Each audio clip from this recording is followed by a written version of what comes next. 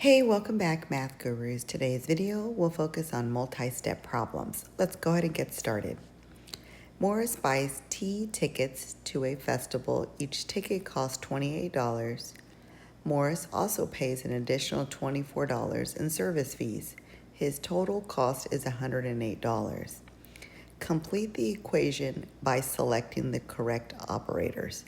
So in this concept, we can write equations and we can solve them, or we can just do one or the other. So in this case, we're just completing the equation. So our letter that we're going to use is T, which typically is called our variable.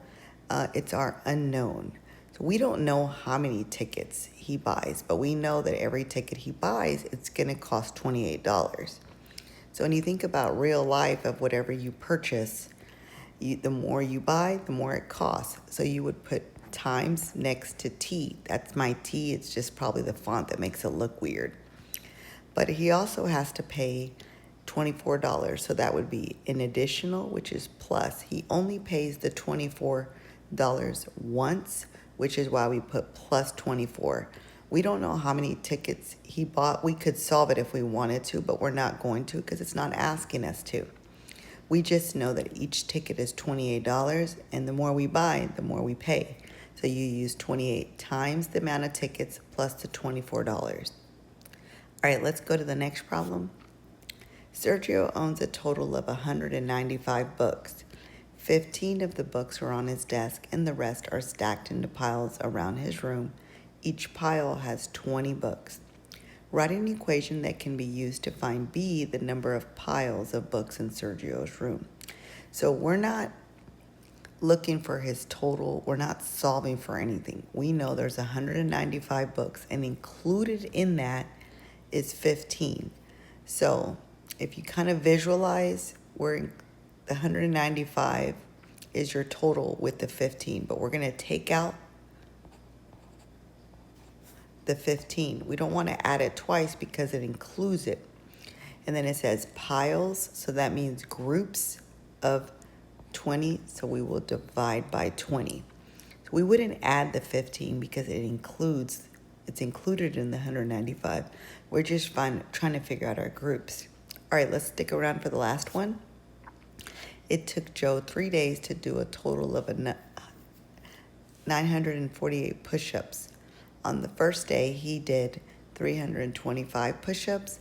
On the second day, he did 263 push-ups. Find X, the number of push-ups he did on the third day. So our total is 948. And so on the first day, he did 325. The second day, he did 263. What we don't know is the third day. And so we're just going to call that X. So all you would do is add up the 325, 263. This is what you know. And so now you're left with 588 plus X is equal to 948.